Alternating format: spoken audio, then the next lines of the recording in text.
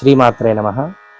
మనం కామాఖ్య శక్తిపీఠంలో మొట్టమొదటి దశమహావిద్యా దేవత అయినటువంటి మహాకాళి అమ్మవారి యొక్క దేవాలయం దగ్గర ఉన్నాం.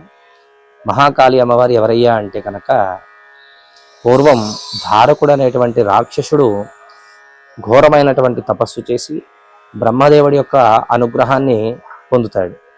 అప్పుడు బ్రహ్మ ఏ వరం కావాలో కోరుకోమని చెప్పేసి అడగ్గా, అప్పుడు ధారకుడు ఏం చెప్తాడంటే, ఉగ్రరూపమైనటువంటి స్త్రీ చేత మాత్రమే తనకు మరణం అనేటువంటి సంభవించాలని చెప్పేసి చెప్తాడు. అయితే అలా చెప్పడం వల్ల బ్రహ్మదేవుడు వరాన్ని ఇచ్చి వెళ్ళిపోతాడు. ధారకుడు వరం ఉందనేటువంటి అహంకారంతో దేవతలపైన దాడి చేయడము, స్వర్గాన్ని కూడా ఆక్రమించుకోవాలనుకోవడము, ఇటువంటి సాహస ప్రయత్నాలన్నీ కూడా చేస్తున్నప్పుడు దేవతలందరూ కూడా వెళ్ళి పరమేశ్వరుణ్ణి వేరుకుంటారు.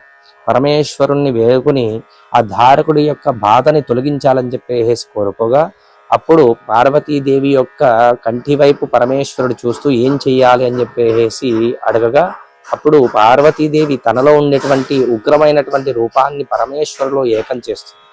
పరమేశ్వరుడిలో కలిసి పరమేశ్వరుడి శక్తి కూడా కలిసి పరమేశ్వరుడి యొక్క గరళ కంఠము నుండి ఒక మహాశక్తి ఉద్భవిస్తుంది. ఆవిడియే మహాకాళీ దేవత. అలాగే అమ్మవారు ధారకుడితో పాటు శుంభ నిశుంభ ధూమ్రాక్షస రక్త బీజ అనేటువంటి రాక్షసుల్ని సంహరించినట్టుగా మనకి దేవి భాగవతంలో చెప్పబడుతుంది. ఈ అమ్మవారికి ఎవరైతే ఉపాసన చేస్తారో మహాకాళి అమ్మవారి యొక్క అనుగ్రహం చేత మనకి భయభ్రాంతుల నుండి దూరంగా ఉంటాం, సకల బాధలు కూడా తొలగుతాయి.